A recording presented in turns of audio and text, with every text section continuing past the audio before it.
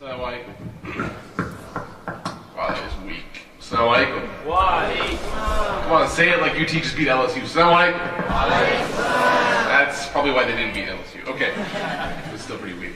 Alhamdulillahi Rabbil Alameen wa salatu wa salamu ala ashraf al-anbiya wal mursaleen Sayyidina Muhammad wa ala alihi wa sahbihi wa man tabi'ahum bi ihsanin ila yawm al-din. Allahumma salli wa sallam wa barik ala habibina wa nabiyyina wa maulana Muhammad wa ala alihi wa sahbihi wa sallam tasliman kathira amma ba'd. How's everyone doing? Alhamdulillah. Did you guys enjoy Hafiz Islam's talk? Yeah, I did too. I just want to correct, I am a fantastic husband. I don't even know why I'm here. That's why I'm the one giving the information and not getting it. No, I'm joking. Alhamdulillah. My wife's a better wife, mashallah, than I'm a husband.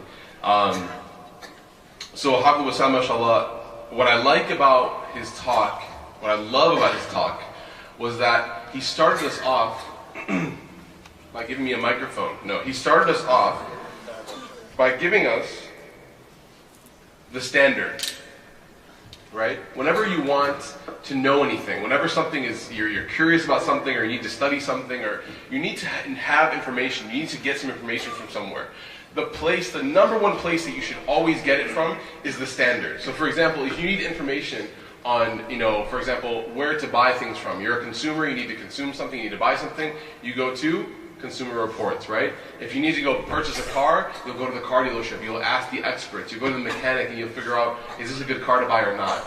And so whenever we have a question about life, about our existence, questions that we need to answer in order to move forward with ourselves, the standard is the word of Allah, right? The standard is the word of Allah. When Allah subhanahu wa ta'ala says, that is what we listen to, right? We hear and we obey. Because that's what's going to get us through it, right? And I know it sounds very dogmatic, right? You might say, well, how can you just listen? How can you just hear and obey? You don't have to question. Yeah, Allah subhanahu wa ta'ala says, go ahead, question, ask. But when you ask questions about the car you're going to buy, do you go to the random chef at the restaurant and say, what do you think about, this car versus this car? No, when you ask questions, you ask qualified people. You don't go to Google. Google's not a sheikh, last time I checked, right? You go to qualified individuals, like Sheikh Abdul Nasser. Or, in this community we have many qualified individuals, such as Imam Rafiq, we have Hafiz Noman. You ask people questions. So at the same time that you're following this book, at the same time that Allah subhanahu wa ta'ala says to listen and obey, to hear and obey, He's also saying, go ahead and ask questions. But, ask them, فَاسْأَلُوا أَهْلَ الذِّكْرِ. Those people who are or the people of remembrance, of reminder, those who know. Make sure you ask those who know. And so when Hafiz Wissam, mashallah, he started out by saying that he defined love for us. And in the first place, who put love in our hearts in the first place? Allah. Who put love in our hearts for the first place? Allah subhanahu wa ta'ala did. And so when someone puts something somewhere, usually they know what the function is, what the characteristics are, how we should look at it, how we should interpret it, because He put it there Himself, right? So when Allah subhanahu wa ta'ala put that love in our hearts, in our beings, in our existences, then it's always good to go to Allah to ask and to see what is the purpose, what are the characteristics, what are the traits, and what are the benefits. Along with following the book, the Quran, the Kalam of Allah, there's also a second part, right? Something that is complementary, that explains it. They explain each other. That is what? The Sunnah of the Prophet Muhammad sallallahu alaihi wasallam. For example, let me ask you guys, does Allah subhanahu wa ta'ala in the Quran, does He say pray? Yes or no? Yes or no? Does Allah say pray? Well, qimus salat, right? Establish prayer. Let me ask you this, does He tell you how to pray? Are you sure? Who says yes, He tells you how to pray in the Quran? Does Allah say, start off by saying Allahu Akbar, then wait for a while? If you're leading people in prayer, wait for a longer time, then go to ruku. Right? No. How do we know how to pray? From our beloved Prophet Muhammad sallallahu alaihi wasallam. So you can't be a Muslim, you can't really understand Islam fully unless you take both parts together. Right? It's like you can't have pizza unless you got bread and cheese. It's not going to work with only bread, that's just bread. And cheese, just cheese. Together, you have a wonderful creation of God. Right? Wonderful. We need some sauce too, I'm sorry, I apologize. There's 3 parts to it. We're not the Trinity though. Okay, so when you have Muhammad sallallahu alaihi wasallam, he teaches us through his example and through his lifestyle, right? Could you imagine? This is so ajib, right? So interesting that someone, his life was being written down The way that he lived was being written down for millions and billions of people to look to that example and follow it. Ask yourself the question, right? How great is this man that his life was being documented, right? By many different people, so that we could open up a book called Sahih Bukhari, we could open up Bidayah wa Nihaya, we could open up the Seerah of the Prophet, and we could say, I want to be like this man. Can you imagine if someone made a Seerah of AbdelRahman Murphy? You'd be like, today he gained 3 pounds, right? Tried to go to the gym, work it off, didn't quite work. Almost missed Asr, right? Like, it just wouldn't work out. It just wouldn't be very good.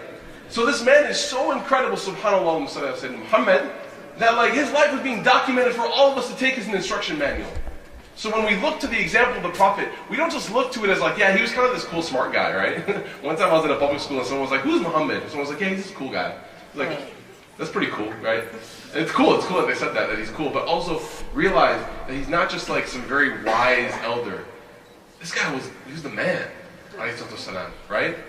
He was the manliest of men. And that's why, and he was also the most human of all humans. And that's why not only men can take from his example, but women can as well. So when we look at something like, love, don't sneeze again, please. When we look at something like love, we have to look at the example of the Prophet Muhammad sallallahu alaihi wasallam. We have to, if sisters can move up, I'm getting a message that, I think you just did that, right? Okay, sorry, that sprint's kind of slow. Okay.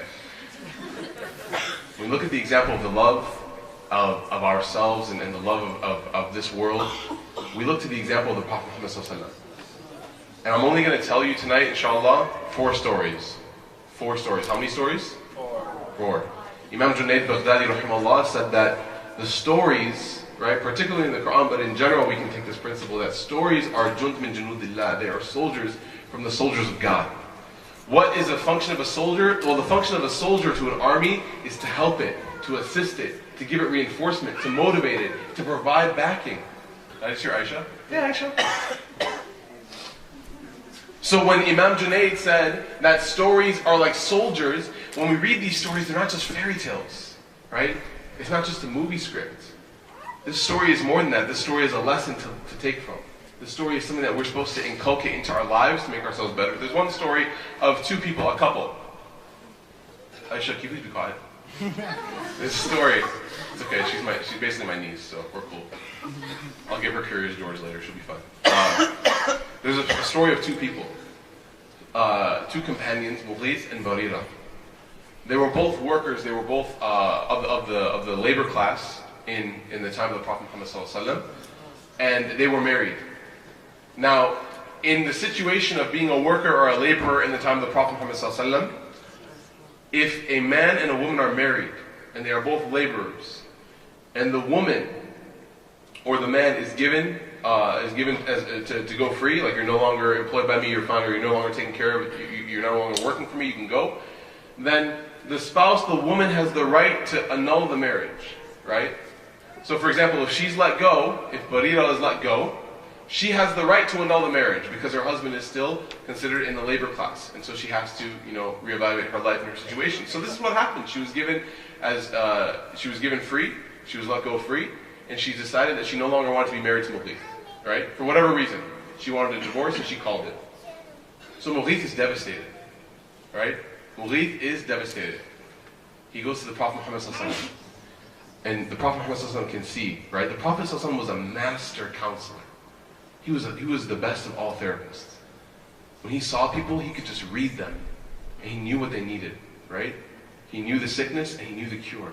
That's why people would go to him with the same question, Ayu a'mal afdal, what is the best action? And he would say to you, what? Be kind to your parents. He would say to you, what? Pray on time.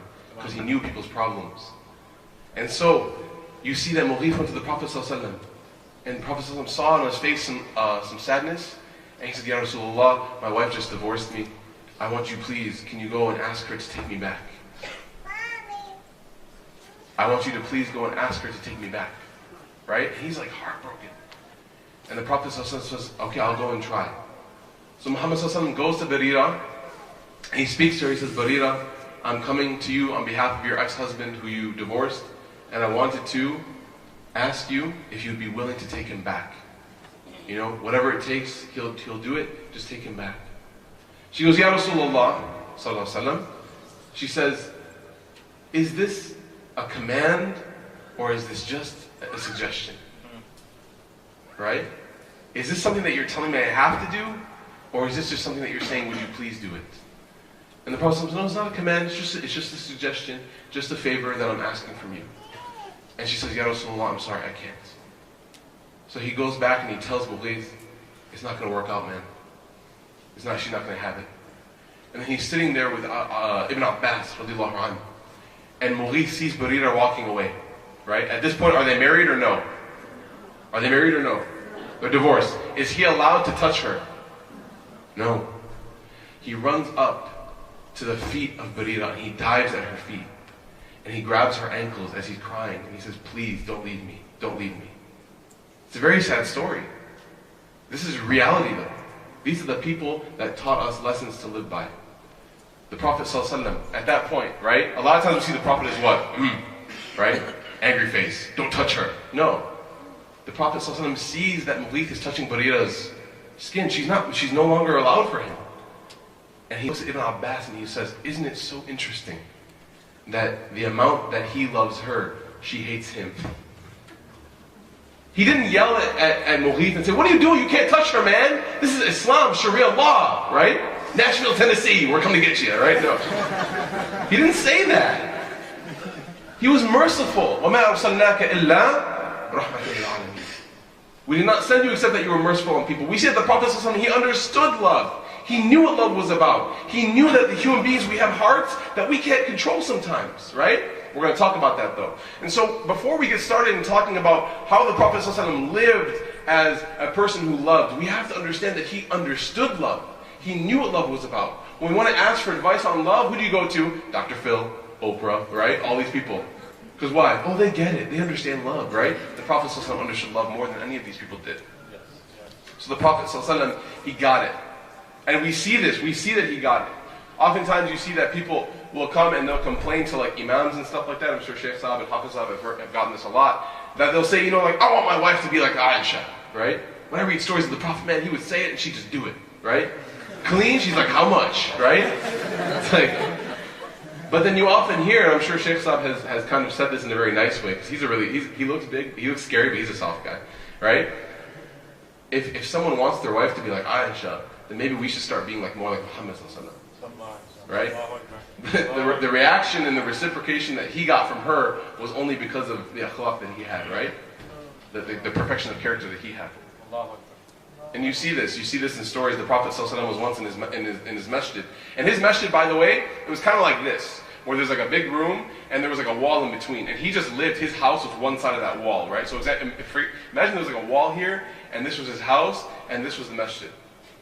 Right? So one day, there was a bunch of Abyssinian young men, they're dancing in the masjid, they're doing like their Abyssinian dance. I don't really know like how it goes, don't ask me. I'm not really quite Abyssinian, I'm more Egyptian, little north. But they were doing this dance, this demonstration. And they were not like young boys. They were younger men, older boys, right? And Aisha radiallahu anha, she says, she sees this, it's interesting, right? And at this time, she's not old, right? She's a younger lady. And she says, I want to go watch that. I want to go see what they're doing, right?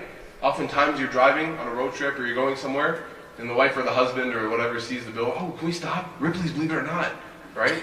10-foot snail, oh my God, right? Like, escargot, right? And so you see that and you're just like, oh my gosh, why? We always have to stop everywhere. Everywhere we go, you want to stop? All these things, right? So the Prophet ﷺ, she asks him, and oftentimes the response from a typical Muslim husband is like, if you want to, fine, right? And then the wife's like, no, I don't want to. It's like, why? I said yes. Like, no, if you say it like that, and then fights happen, right? No biryani tonight for dinner, only dal and chawal, right? But the Prophet ﷺ said, sure, no problem. No problem, let's go watch. So they went to watch. I need to demonstrate this. This can't be told. Usam, can you come here? I know. It's okay. I'm only going because Mullah Nasser said. It's a good thing about having the same teacher. Yes. So the Prophet ﷺ, okay, keep in mind, neither one of us are perfect, or neither one of us are like Aisha or Muhammad ﷺ, but just for the sake of demonstration, we're going to pretend. So you'll be in the place of Aisha. Okay. No, Muhammad sallallahu alaihi wasallam. And I'll be in the place of Aisha. I'm really comfortable with my masculinity and my manhood, so I'm cool with this. Okay. So the Prophet Muhammad sallallahu alaihi wasallam, he's standing in front, right? Because obviously the young men are dancing and he wants his wife to be a little more kind of like covered a little bit. She can look, but he doesn't want her to be in plain sight. And what does she do? She's narrating. This is Aisha. This is the wife of the Prophet Muhammad sallallahu alaihi wasallam, right? Right? She goes, I leaned up and put my chin on his shoulder. And then the narration says, what? Touch. My cheek was touching his cheek. How romantic is that? Right? No.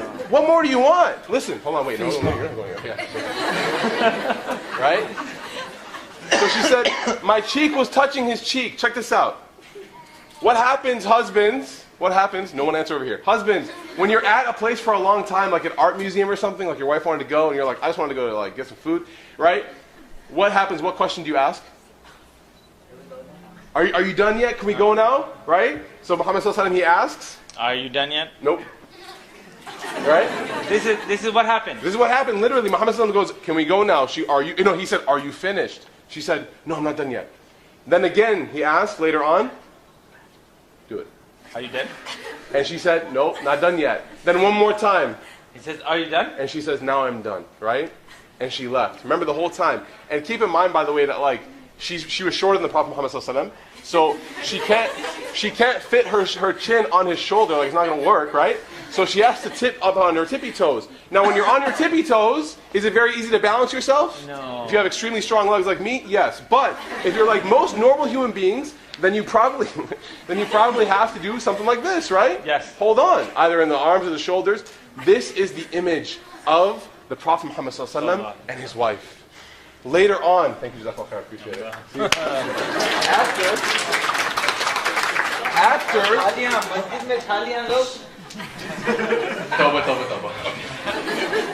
After, check this out. You guys think that was nice? After the Prophet sallallahu alaihi wasallam had passed away, and she's telling this hadith, listen to this. She said, Wallahi, I swear by God, I had no interest in watching those people dancing. Allah. She goes, I just wanted my face to be on his face. Allah. Eat that, the Notebook, right? Ryan Gosling ain't got nothing on the Prophet, right? Allahumma salli ala Sayyidina Muhammad. Everyone, send praise upon Muhammad. We see that the Prophet Muhammad was an exemplary husband. He knew, and he kept asking her, are you done yet? And she said no. And normally the typical response is, okay, let's go. But he kept with it, and you see the supreme love just flowing out of the heart of his wife. Typical phrase that we hear nowadays in society. I'm almost done. I'm sorry. Typical phrase that we hear nowadays in society, and I'm not going to complete it because it's very vulgar, but it's a certain phrase which guys might say to each other, hopefully not Muslim guys, which has a connotation of putting your brothers before your wife, right? And all you think, you might know what I'm saying. Okay, so Rose before Thundercat. There you go. Rose before gulab jamuns, right? So, and this is a very, very derogatory phrase. It's very, very disgusting, and we never ever call women any sort of gardening tool. That's not what they are, right? They might garden, but they're not the gardening tool. So, this concept is seen to be like a very macho concept, right? Like if you're a man, then you'd rather be with your homies than your wife, dude. Like, what kind of man are you? Like, come play Xbox. We're all 31. Like, no, right? Right? This idea is very like masculine now. Like, it's cool. The Prophet ﷺ was once standing with a group of his companions, and the Prophet ﷺ had a very interesting characteristic.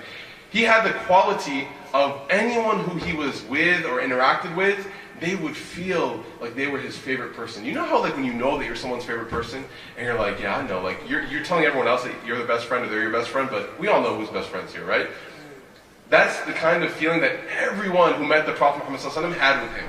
Because he was just so kind to them that they were all like convinced, man, this guy likes me more than everyone else, right?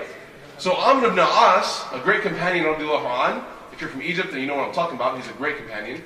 Amr ibn As, he asked the Prophet ﷺ, like his love was just so, like for the Prophet, he like, the bromance was just coming out, like he just loved the Prophet so much, ﷺ, that he said, Ya Rasulullah, which one of us, or which one of the people of Anas, right, of all of mankind, he says, is your favorite?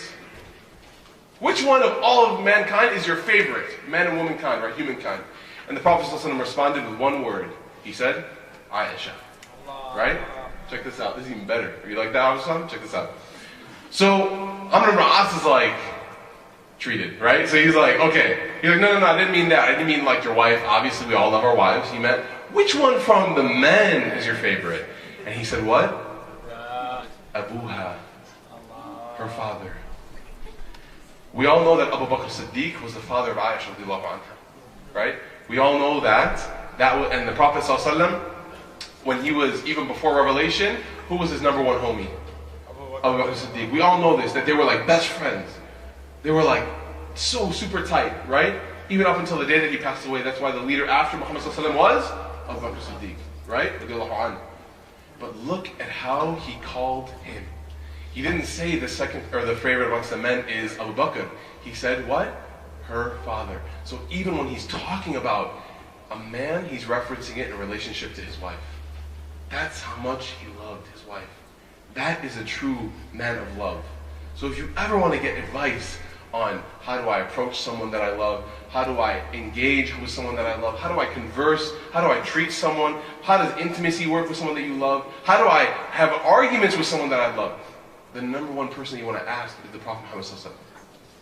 Look to his guidance and his advice, and you will not be disappointed, right? Look to Dr. Phil and Oprah, you might get some help, and you should. Just like Hafiz Wassam, he read these books, you can get the knowledge of traditional or contemporary scholars, but always look towards the divine guidance of the Prophet Muhammad ﷺ, as Allah subhanahu wa ta'ala says, لَقَدْ كَانَ فِي رَسُولِ اللَّهِ أُسْوَةٌ حَسَنَةٌ لَقَدْ كَانَ لَكُمْ فِي رَسُولِ اللَّهِ أُسْوَةٌ حَسَنَةٌ.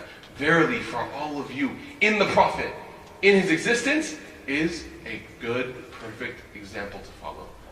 So I ask Allah subhanahu wa ta'ala to accept everything that has been said and been heard. And inshallah, I think Sheikh Abdul Nasser is going to go a little bit deep into the idea about what love is and how to practically act upon it, inshallah. But I hope after my Hafiz Wassam's introduction and my talk that we've all gained a little bit of perspective on the fact that where do we get love from, right? Does Justin Bieber give us tafsir on love? No. Right? The Jonas Brothers, Big Time Rush, all these dudes who wear skinny jeans, are they the ones who teach us about love? Right? They don't really know that much. Right? Okay, first of all, sorry, this is just a rant. What does Justin Bieber know about love, dude? The kid's like 12 years old, right? Never say never, man. Never say never. He might convert. Never say never. You're right, right? Whoever got that. No one got that. Okay.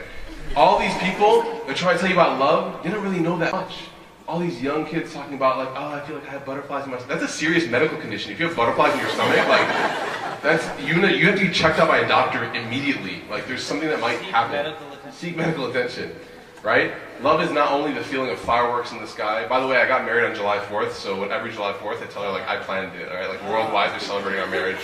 So, love is not all about fireworks in the sky and butterflies in your stomach and gulab jamun in your cheeks, no. Love is about giving peace and tranquility to one another. That when you see the person, when you love someone, when you see them, everything just goes away. Stress just disappears. Right? Nowadays it might be different. Stress might appear, right? But the way that Allah subhanahu wa ta'ala designed it was that when you love someone and you're treating each other in a way that's loving, all the energy just cools off and you're good to go, right? سبحانك اللهم وبحمدك أشهد أن لا إله إلا أنت أستغفرك وأتوب إليك اللهم صل على سيدنا محمد وعلى آل محمد وبارك وسلم جزاك الله خير السلام عليكم